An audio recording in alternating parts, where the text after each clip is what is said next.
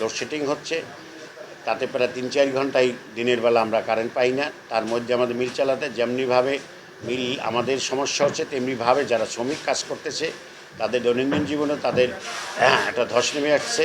Production হওয়া লাগে, production হইলে আমার পয়সা আছে, প্রোডাকশন হইলে আমার পয়সা নেই।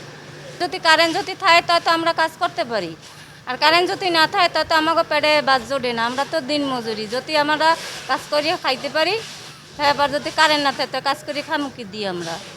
আমাদের হেলে কোনো উপায় আছে? আমাকে এই দিয়ে তো চলা একটা সংসার।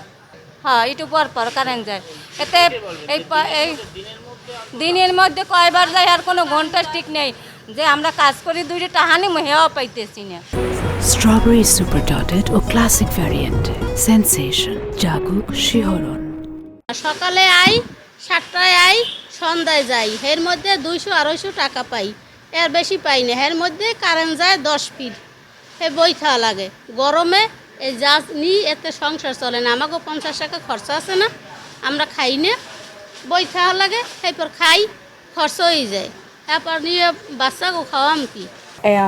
আমার এখানে ইলেকট্রিসিটি অনেক সমস্যা করছে, যার জন্য আমি পড়তে পারছি না। অ্যান্ড এখানে অনেক গরমে অনেক সমস্যা হচ্ছে, যার জন্য আর কি আমার পড়াশোনায় অনেক সমস্যা হচ্ছে। অ্যান্ড এরকম সমস্যা হলে তো আমার পড়তে সমস্যা হয়, অ্যান্ড রেজাল্ট অনেক খারাপ হবে।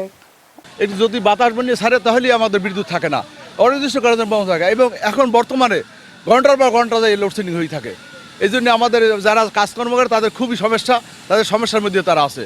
আমাদের যে ফিডার আছে, এক ফিডার এক সময় আমাদের শিডিউল করা আছে, সেই শিডিউল অনুযায়ী এইটা লোডশেডটাকে ম্যানেজ করে গ্রাহক পর্যায়ে বিদ্যুৎ দেওয়ার চেষ্টা করতেছি আমরা।